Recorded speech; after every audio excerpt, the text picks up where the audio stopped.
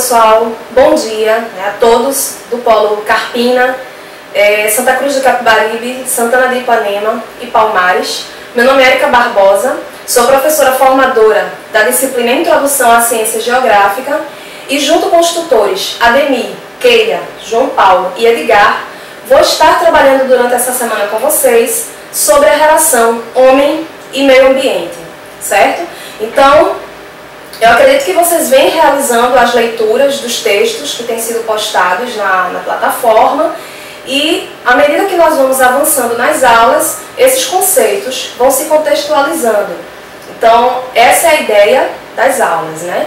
Então, falando hoje especificamente sobre a relação homem e meio ambiente, eu gostaria de iniciar com essa imagem, né? Eu gostaria que vocês dessem uma breve olhada, né, do que estaria representando essa imagem dentro da ciência geográfica, né? Para você que está se preparando para ser um licenciado, um professor em geografia. Então, se você pensasse em apresentar essa figura para o seu aluno, que artifícios, por exemplo, que contribuições você acha que ele poderia trazer dentro desta temática, né? Então, como a gente observa aqui, essa figura está representando o globo terrestre, né, a grosso modo, conectado por várias peças, certo? Então, essas peças poderiam estar representando os mares ou as águas continentais, certo? Rios, lagos, etc.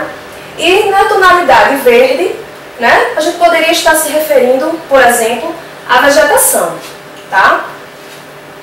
E aí, com todas essas discussões que nós vemos realizando ao longo destas semanas, já podemos fazer algumas considerações acerca da ciência geográfica. Por exemplo, eu acredito que vocês já tenham chegado à conclusão de que se trata de uma ciência que possui uma íntima relação tanto com as ciências humanas, a exemplo da geografia urbana, da política, da geografia agrária, econômica e cultural, como também, como vocês podem observar ali, as ciências naturais, entre elas a geomorfologia, a biologia, a hidrologia, climatologia e pedologia. Então, a junção, né, de todo esse conhecimento que essas ciências oferecem, tanto as ciências humanas como as ciências naturais, contribuem para que nós, geógrafos e professores de geografia, possamos compreender melhor a dinâmica do espaço, certo? Então, aqui, como vocês podem observar, o espaço, ele é, digamos assim, organizado, né, dentro de um ecossistema, em várias camadas. Então, temos a camada atmosférica, onde estão expostos os gases, por exemplo, a biosfera, como vocês podem aqui observar, onde podem estar caracterizados a vegetação, né? Então, tanto as plantas como os animais também vão estar presentes na biosfera. A hidrosfera, se tratando dos recursos hídricos. A litosfera, nela vamos encontrar as rochas, certo? E a partir do intemperismo dessas rochas, vamos ter como resultado o solo, que por sua vez vai se encontrar na camada da pedosfera. Então, observem que todas essas esferas, elas estão relacionadas, né? Existe a necessidade delas estarem interrelacionadas para que haja um equilíbrio dentro do ecossistema e dentro do ambiente. Vamos seguir adiante. Então, vamos falar agora mais especificamente da relação homem e ambiente ou sociedade e natureza, assim como vocês entenderem melhor.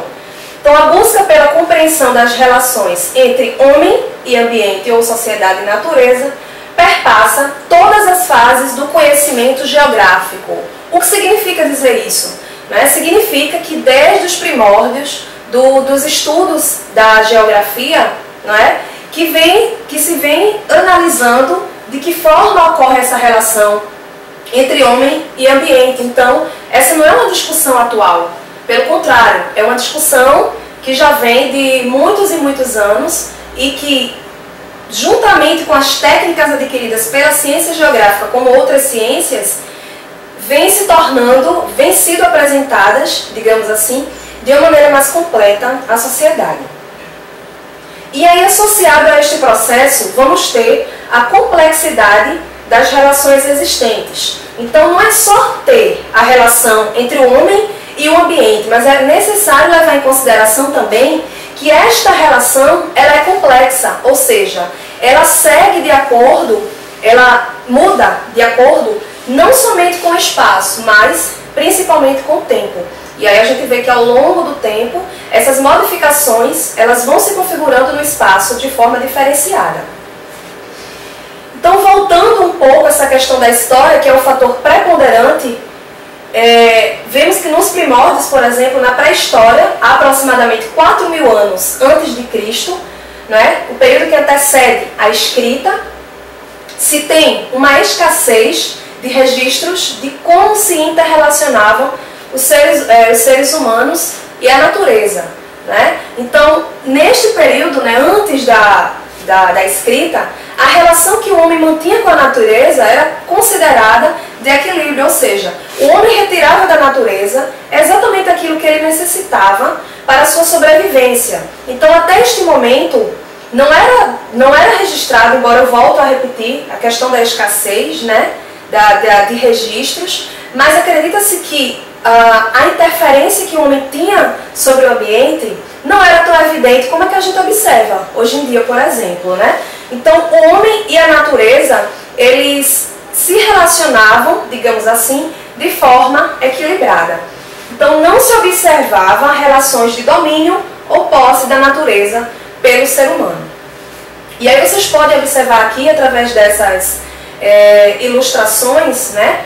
Aqui já no período onde se já começou a se encontrar registros, principalmente através das inscrições rupestres, né? E o que era isso? As inscrições rupestres eram marcas, normalmente deixadas através de símbolos ou desenhos, feitos com tintura extraída de plantas, né? Isso, o homem ele tinha esse conhecimento de que as plantas, algumas plantas específicas, elas podiam liberar, né, um material utilizado como tinta, e a partir daí esses registros eram feitos normalmente nas rochas.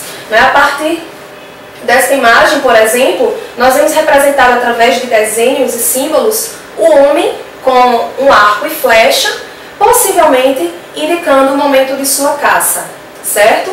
E claro, a partir daí, já com o tempo, com a evolução da escrita, já foi possível se fazer mais registros através de livros e que puderam ser mais divulgados em relação a essa interação homem-natureza. Aqui, como vocês podem observar, 3 momentos muito importantes da história e também para a geografia, como o ciclo da mineração. Nesse período houve uma grande extração de minerais que levou ao esgotamento de certos minerais em várias áreas, como por exemplo em Minas Gerais, certo? Que algumas áreas já foram detectadas com esgotamento de ferro, porque na época do ciclo da mineração, muito deste minério, muito deste elemento foi extraído da natureza. Um outro exemplo foram as extrações de látex. A maior parte dessa extração ela foi feita na Amazônia, né? Então, observem que já se pensava, né, nestes ciclos no retorno econômico, coisa que a gente não via, por exemplo, antes da escrita. Então, preste atenção da importância da história e do espaço nesse contexto, certo? E um outro ciclo que foi o cultivo do café, né? Esse também esgotou muitas terras, né, brasileiras, principalmente, e justamente por ter sido o café uma grande fonte de riqueza, né, muitas terras ficaram degradadas e até hoje sofrem consequências deste período. E aí, com o tempo, o que é que a gente observa? É que o homem, inicialmente, ele se utilizava da natureza de forma equilibrada. Essa exploração, com o passar do tempo, começou a se intensificar até chegar o que nós chamamos de consumismo, né? Que é o ato de consumir. Todos nós, hoje em dia, né, somos consumistas de muitos recursos. Então, por exemplo, o consumismo ele foi observado principalmente pela sociedade capitalista ambiental, que começa a ter hábitos de consumo. E não é só ter hábitos de consumo, é ter um hábito de consumo muitas vezes considerado exagerado de desperdício, né? Por isso, cada vez mais a gente vê aí crescente as campanhas de preservação e de conservação. O uso dos recursos naturais, desta forma, tem gerado problemas ambientais. Por exemplo, a destruição da camada de ozônio, né, que é um tema que já vem sendo discutido há alguns anos, tá? A poluição de recursos, como por exemplo rios, mares, solo, etc. Então, o homem consome e normalmente se desfaz desse material, que muitas vezes vai para os aquíferos, né, para os recursos hídricos, ou vai para o solo. Bom, nós vamos falar agora de um outro marco importante, né, que foi a Revolução Industrial, certo? Então, a Revolução Industrial, ela tinha como principal objetivo aumentar a produção, e aí a gente pensa, para aumentar a produção foi preciso investir em máquinas, certo? Mão de obra também especializada, e boa parte daquilo que não servia no processo de industrialização era descartado. E esse descarte normalmente era direcionado aos mares, né, ao solo, aos rios, enfim. Um outro período importante foi a Revolução Verde, que ocorreu principalmente entre as décadas de 60 e de 70. E em que consistia a Revolução Verde, né? O próprio nome já diz, era incentivar o plantio, a agricultura, e que tudo isso era voltado, uma parte para a subsistência, mas a maior parte era realmente voltada para o comércio, né, para aquecer o setor econômico. Um fato que nós não podemos deixar de destacar sobre a Revolução Verde é que o governo incentivou bastante essa produção, e para isso foi lançaram mão do uso de insumos e de agrotóxicos, justamente para garantir que esta produção ia ser acentuada, certo? Como consequência, nós tivemos a poluição cada vez mais aumentando nos rios, tanto em áreas superficiais como em áreas de maior profundidade. E aí nós vamos falar agora especificamente de um conceito que é bastante importante, que nós geógrafos consigamos compreender para poder entender e interpretar melhor o espaço geográfico, que nós vamos ver mais adiante. Então, o espaço natural, para Isnardi, 1982, seria como uma totalidade resultante de relações de interdependência, certo? Entre os seus elementos constitutivos, as características físicas, ou biótopo, e a comunidade de seres vivos, ou biocenose. Em suma, quando eu falo de espaço natural, eu estou me referindo à realidade que independe da presença humana, certo? Então seria a gente ter aqueles elementos naturais, fauna, os animais, flora, a vegetação, né, as plantas, vivendo em perfeito equilíbrio, sem que haja interação humana. E aí eu pergunto, né, diante de tanto desenvolvimento que não só o Brasil, não só o Nordeste, né, mas o planeta como um todo vem passando, eu pergunto a vocês, existe espaço natural? Né? Então, esse é um questionamento que tem sido bastante feito, seja dentro do meio acadêmico, nas universidades, seja numa conversa informal, né? Porque muito se questiona que hoje em dia, devido ao avanço tecnológico, já é possível, por exemplo, ao homem chegar em áreas como uma floresta extremamente densa, extremamente fechada, chegar em áreas, por exemplo, através de imagens de satélite, né? Mas isso aí não seria, por exemplo, uma forma de estar interagindo com esse elemento natural? Né? É isso que muitos pesquisadores questionam. Um outro exemplo, os desertos gelados e os desertos quentes, né, que também são consideradas áreas impróprias para a sobrevivência humana, mas que ao mesmo tempo muitos já conseguiram registrar, tanto é que nós temos aqui, inclusive para apresentar na nossa aula, essas fotografias. Então, se nós a temos é porque o homem já chegou lá, já teve capacidade de chegar lá, tá? Então, consideramos ainda o espaço natural? Essa pergunta que eu deixo para que vocês vão refletindo e que mais adiante a gente vai ter a oportunidade de estar discutindo durante os fóruns da semana. Por outro lado, em contrapartida, temos o espaço geográfico. Vocês vão ouvir bastante esse conceito durante o curso de vocês, durante a trajetória acadêmica e profissional futuramente. E o que se trata do espaço geográfico? Segundo o geógrafo Milton Santos, o espaço geográfico é resultante da atuação humana com suas técnicas desenvolvidas ao longo da história sobre o meio natural. Ou seja, nós vamos ter o espaço geográfico como resultado da ação do homem sobre o espaço natural, aquele que eu acabei de mencionar, através do uso de técnicas e do trabalho.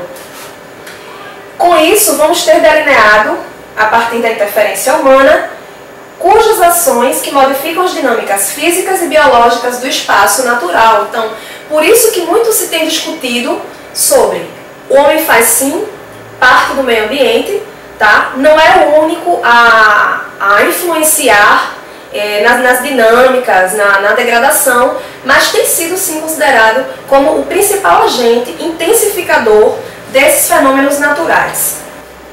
Bom, falando ainda sobre o espaço geográfico, o que nós podemos falar sobre ele é que a evolução da sociedade, né, ela vai ser refletida quando a gente fala especificamente do espaço geográfico, né? Então essa sociedade, ao longo do tempo, ela vem deixando marcas, e essas marcas são concretas, são visíveis sobre a natureza, como por exemplo estradas, cidades, edifícios, aterros, pontes e etc. Então aqui nessa imagem vocês podem ver, não é, construções, casas, igrejas localizadas à margem do rio, né? Observa-se também que uma parte da vegetação ela já foi retirada, possivelmente para a construção dessas casas. Então vejam que os elementos naturais, eles estão presentes na paisagem, como o rio, como as árvores, embora eles já foram modificados pela ação humana. E como é que eu sei que essa ação humana está presente? Pela área desflorestada, né, onde já foi retirada a vegetação, e pelas construções, né, que são concretas e ficam visíveis na paisagem.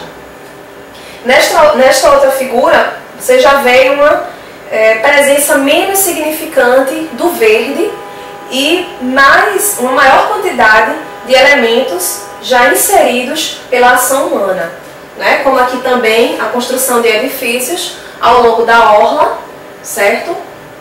Aqui um aterro, né, que é um local destinado para o descarte do lixo. E aí nós precisamos atentar para a permanência do natural no espaço. Então, por mais que o homem interaja, usufrua da natureza, né, ainda assim o elemento natural, de alguma forma, ele ainda se tem feito presente.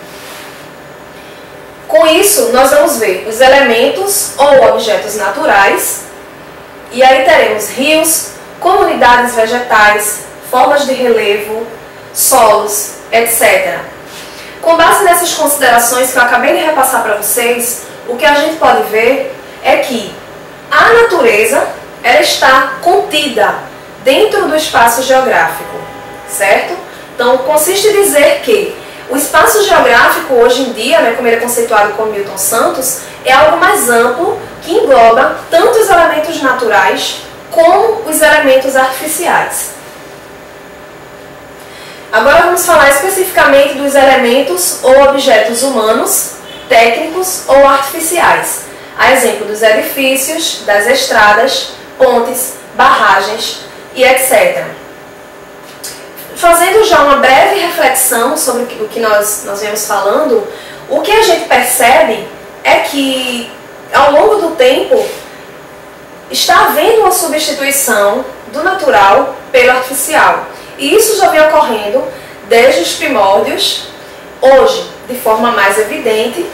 Como eu havia mencionado, Com o longo do tempo, o que nós temos observado é uma substituição do elemento natural pelo elemento artificial. Isso fica bem nítido aqui nessa imagem, onde nós temos uma grande quantidade de edificações instaladas praticamente dentro do rio, né? Então, se você imaginar isso, né, como é que será que está a situação do solo, para onde estão sendo jogados os dejetos gerados pela sociedade, né, por essa população aqui, né, de que forma essa vegetação, a biota, ela tem sofrido interferência desses dejetos jogados nos rios, né? Então observem que esses elementos estão sempre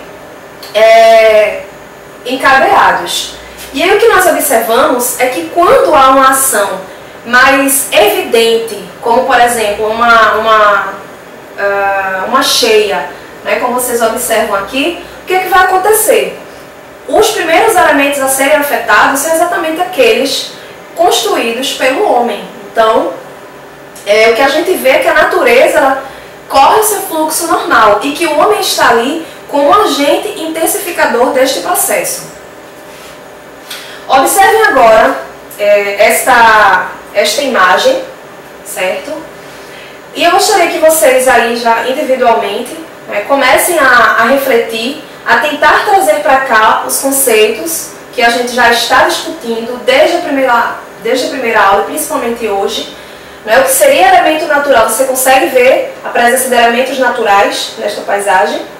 Né? Você consegue observar a presença de elementos artificiais.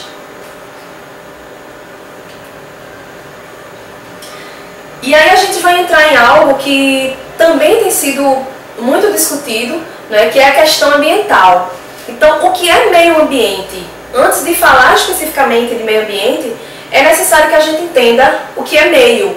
Né? O meio, ele não se refere somente ao meio ambiente, aquele relacionado aos animais e às plantas. Não é? O meio, eu posso ter, por exemplo, estar na universidade, então eu vou ter um meio acadêmico. Então, quem são aquelas pessoas que eu me relaciono na universidade? Os colegas, os professores, a coordenação, né? Quais os elementos ali necessários para que eu consiga me estabelecer naquela universidade, certo? Então, o meio, ele é um conceito muito mais amplo. E quando a gente traz isso para a questão ambiental, a gente tem que levar em consideração que trata-se de fazer uma abordagem sobre os elementos naturais e artificiais, né, que aqui estão dentro do ecossistema. Então, a isso damos o nome de meio ambiente.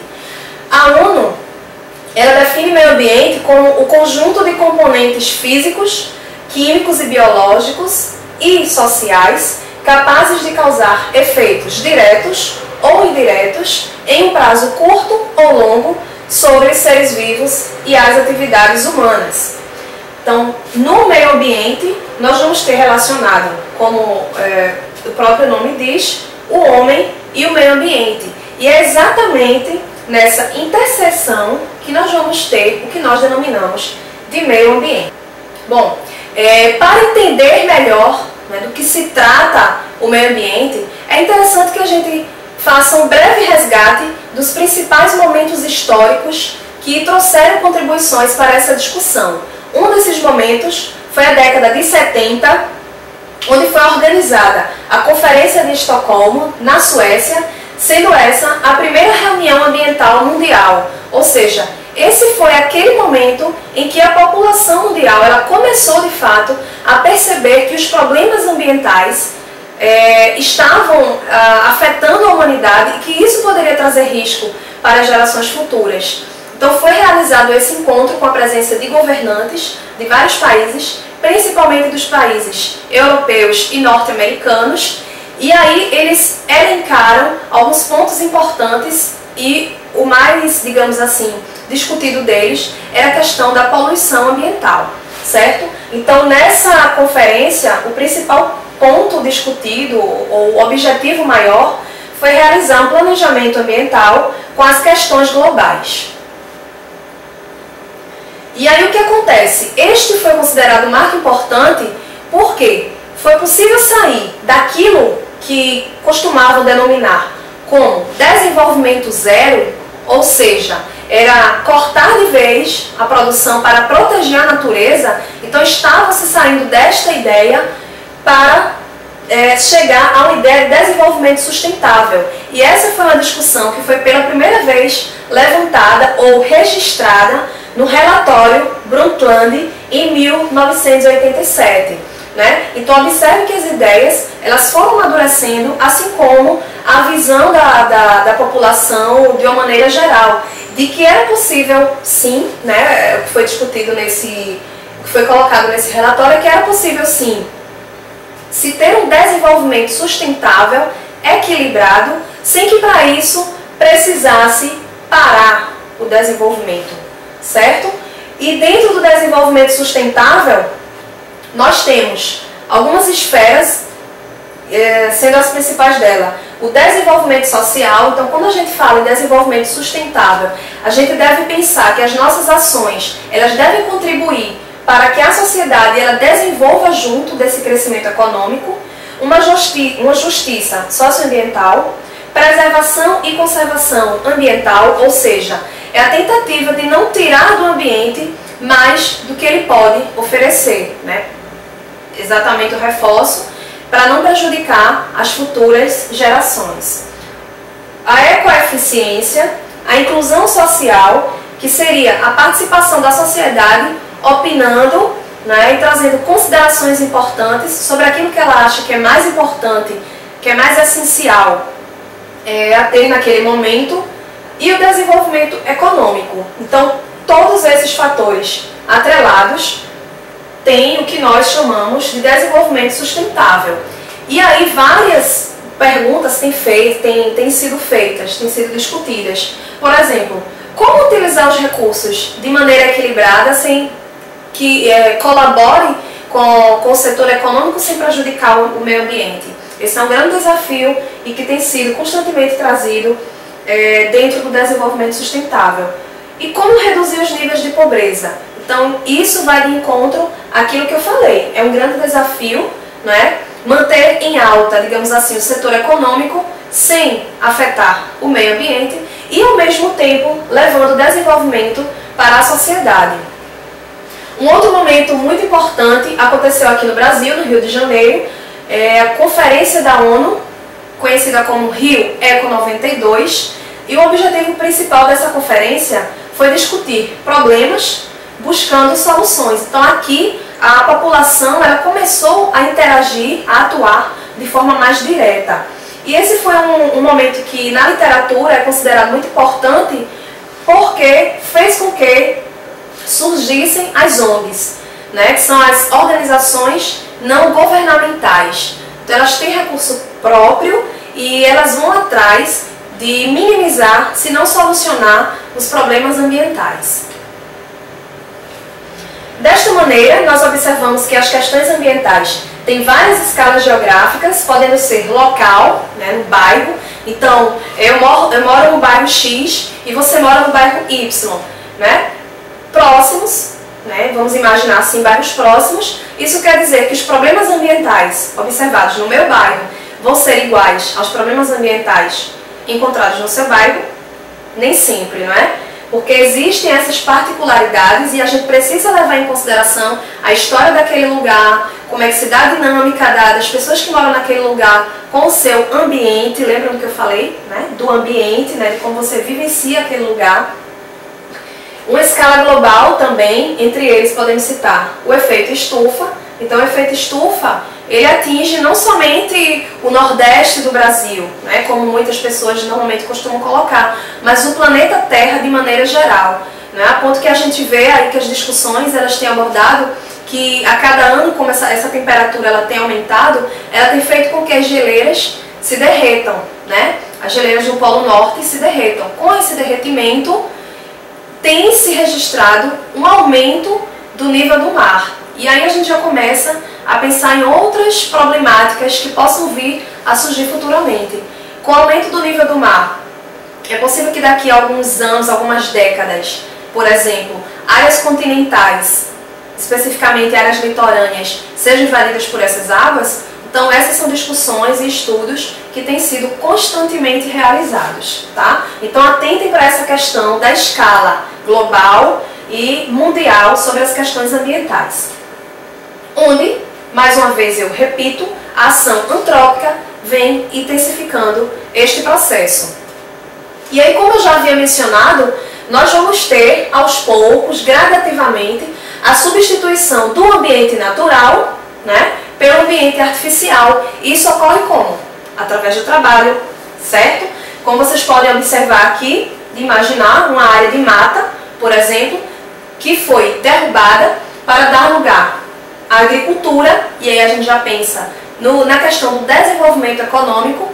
Por outro lado, se eu estou plantando e eu quero colher com qualidade, digamos assim, eu quero um alimento com qualidade para vender, eu vou investir nos agrotóxicos e nos insumos, que por sua vez vão estar ali misturados, né, com o solo. Isso pode levar a um desequilíbrio dos minerais constituintes nesse solo, e dependendo da região em que eles sejam utilizados, né, se for uma região que constantemente chova, por exemplo, esse agrotóxico, ele provavelmente vai percolar pelo solo, certo? E por gravidade ele vai para o lençol freático. Então são problemas que vão surgindo até mesmo através do trabalho, certo? Um outro ponto, a pecuária. Então, extensas áreas, Mato Grosso do Sul, por exemplo, né, tiveram uma grande parte de vegetação retirada para dar lugar a pastos, tá?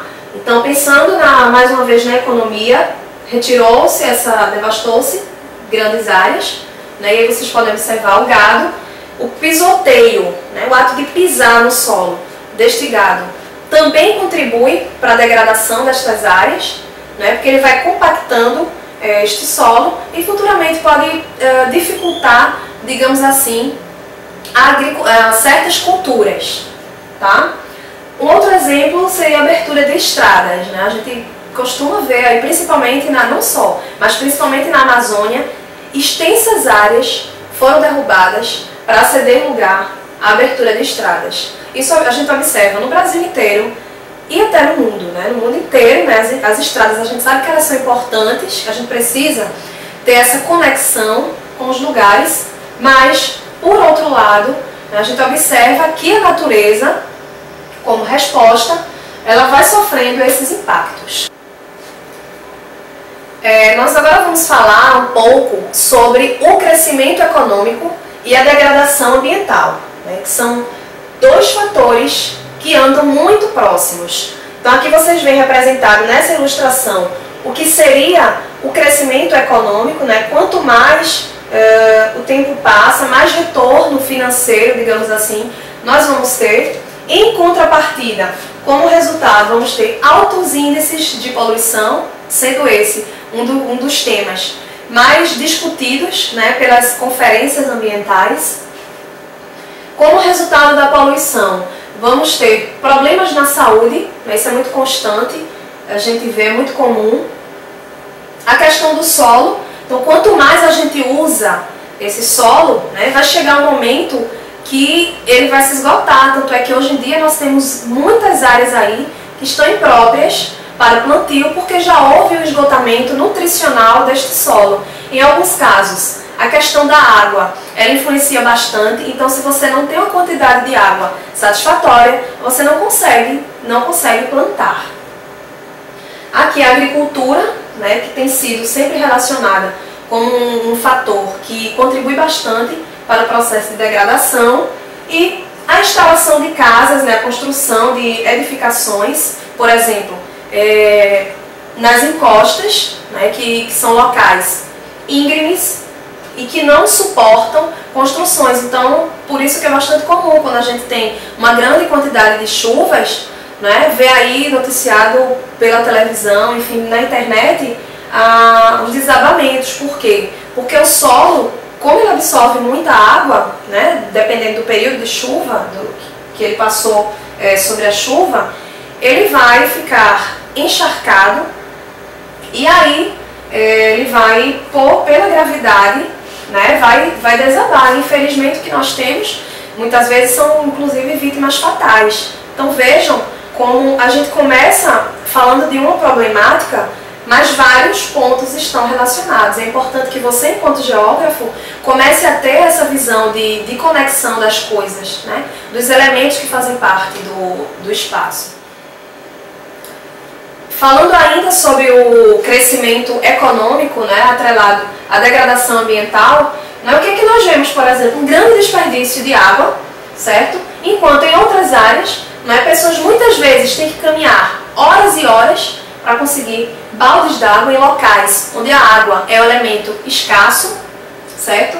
A deposição de lixos, que a gente também vê frequentemente na beira de estradas, em lixões, inundações, né, devido à ação humana, o hábito de jogar lixo nas ruas, entre outros fatores, tem contribuído para as enchentes, por exemplo. Então a culpa não é da chuva, né? A culpa é do ser humano que tem o hábito de jogar o lixo, por exemplo, que aí ele vai interromper o fluxo normal de água nas canaletas. Um outro ponto importante, principalmente nas áreas urbanas, urbanizadas, é que muito desse solo ele já está revestido de concreto. Então, quando chove, a água ela não vai ter para onde escoar, né? Ela não vai ter para onde filtrar, ela vai escoar. Então, se ela escoa e ela encontra os locais para onde ela deveria correr, entupidos ou interditados pelo lixo, o que é que vai acontecer? Essa água vai se acumulando e aí nós podemos ter catástrofes como esta que vocês observam aqui, né? A questão das enchentes e as queimadas. Então, o que nós vemos? Que a transformação da natureza, por meio do trabalho, levou à produção de alimentos, ferramentas, habitações, estrada e etc. Então, com isso, nós podemos afirmar que o espaço geográfico, ou produzido pelo homem, ele é tido, certo, como a segunda natureza. Já a primeira natureza seria aquela, né, onde nós temos os elementos bióticos, plantas e animais, sem interferência do homem. Então atentem para esse conceito que é bastante discutido dentro da ciência geográfica, como primeira natureza, que seriam os elementos naturais, e a segunda natureza, que é aquela resultante já da ação humana. E com isso o que se tem tentado é conciliar o desenvolvimento com a preservação ambiental, certo? E nessa tentativa, né, o que é que nós vamos ter? O meio ambiente ele vai estar exatamente relacionado ao desenvolvimento, que por sua vez vai repercutir na qualidade de vida. Um outro conceito extremamente fundamental, né, para os estudos, não somente geográficos, né, mas para várias áreas, é o sistema. Então é importante que vocês compreendam esse conceito. Então, no sistema nós vamos ter elementos na entrada, né, pensando, por exemplo, no meio ambiente, nós vamos ter os aspectos físicos, né, precipitação, temperatura, vento, entre outros. Esses elementos vão se relacionar, certo? E ao final eu vou ter a saída. Então, se eu tenho uma quantidade de chuva equilibrada, na saída eu não espero, por exemplo, que vá ocorrer uma enchente numa determinada área, num determinado bairro, certo? Se na entrada, por exemplo, eu tenho alta radiação, ou seja, alta incidência do sol, né, exercendo numa determinada área, na saída, provavelmente eu vou ter naquele local altas temperaturas e isso vai gerar calor. Então, para vocês terem uma ideia, todo o sistema, eles vão ter elementos na entrada, esses elementos vão se interrelacionar naquilo que nós denominamos de sistema e ao final nós vamos ter um resultado na saída. Observem, por exemplo, o sistema ocular, não é? É algo tão aparentemente simples, mas se a gente observar, observe que vários elementos estão relacionados para que a gente consiga ter uma visão eficiente. Isso consiste em dizer, por exemplo, que se eu tiver um problema no saco lacrimal ou na glândula lacrimal, com certeza esse sistema vai ser afetado, certo? Então essa é a ideia, que no sistema é importante que todos os elementos estejam em equilíbrio para que ele funcione com qualidade, digamos assim. O outro exemplo, sistema político. Então, quando eu penso em sistema político, o que é que eu vou ter, né? Eu vou ter as demandas, ou seja, as necessidades, quais são as prioridades, né, para as questões levantadas. Com isso eu vou ter as entradas, são os questionamentos, as indagações, apoio e recursos, né, que aí a gente sabe que esse é um fator bastante problemático, nem sempre, muitas vezes o recurso chega, mas ele não é repassado para o sistema totalmente como deveria ser. A gente sabe que muitas vezes ele é desviado e muitas vezes o desvio de um recurso ele vai interferir na saída. E aí o que é que vai ter? O que é que nós vamos ter na saída de um sistema político se eu não investir todos aqueles recursos que eram para ser investidos? Então eu vou ter uma política que não foi eficiente, eu não vou ter, por exemplo, uma qualidade na educação ou uma qualidade na saúde. Eu não sei se vocês estão conseguindo compreender. Então notem que, mais uma vez, neste ambiente, que seria o sistema político, seria importante, e é importante que todas as esferas também estejam relacionadas. Um outro exemplo é o sistema solar, né? E aí vocês veem que os planetas eles estão dispostos no sistema solar sob gravidades que permitem com que eles orbitem ao redor do Sol, e qualquer interferência, muitas vezes nesse sistema, pode causar um desequilíbrio.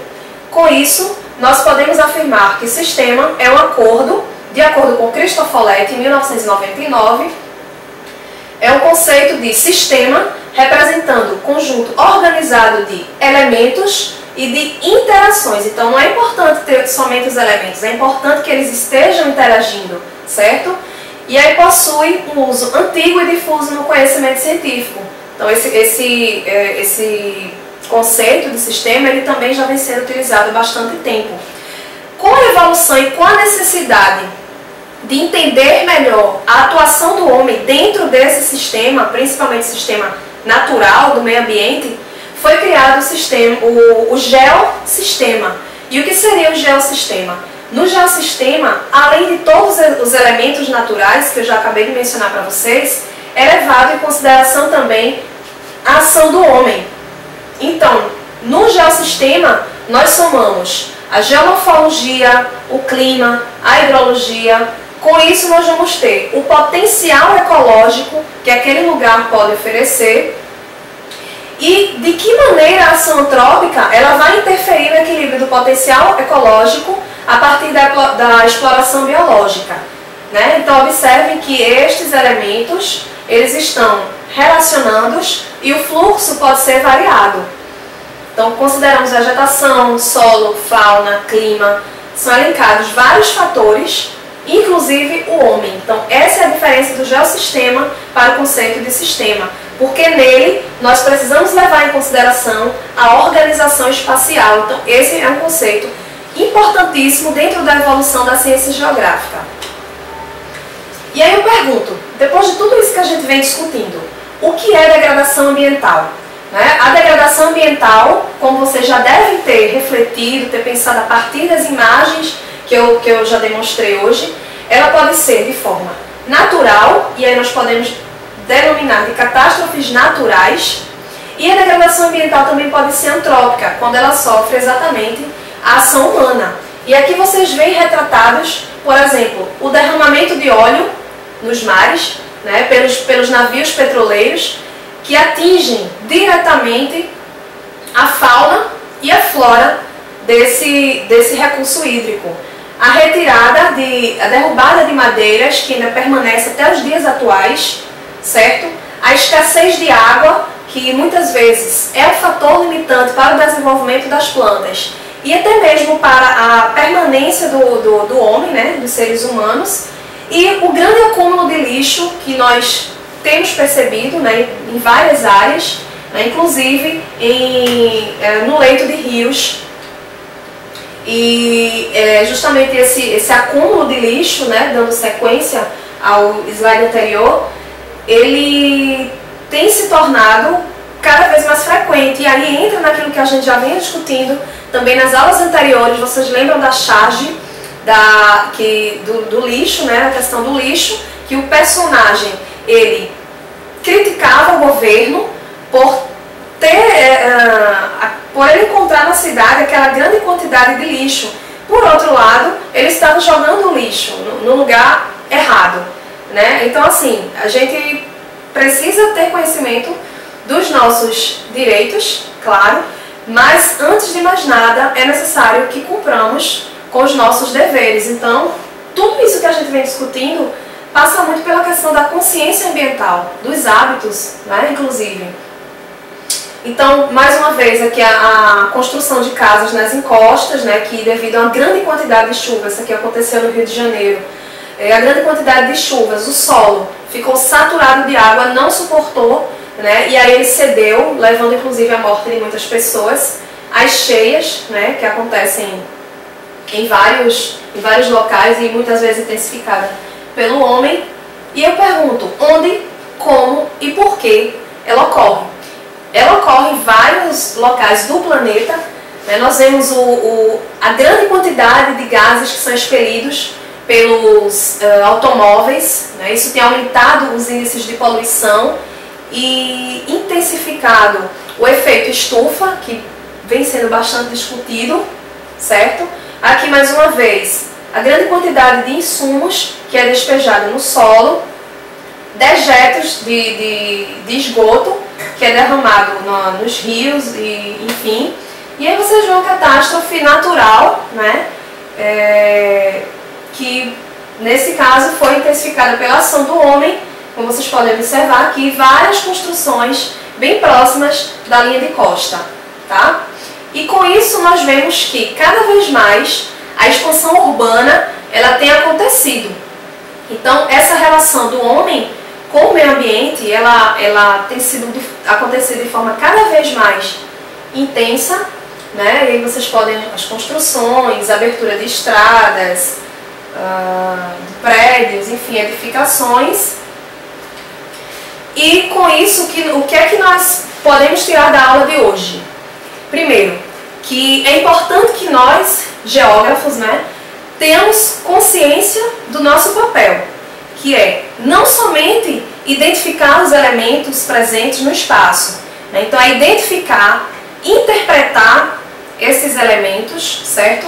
Estabelecer analogias, ou seja, comparar aquilo que você observa em uma área com o que você observa em outra área e assim tentar chegar a algumas conclusões, sabendo que essas conclusões elas não podem ser, digamos assim, finais, não é?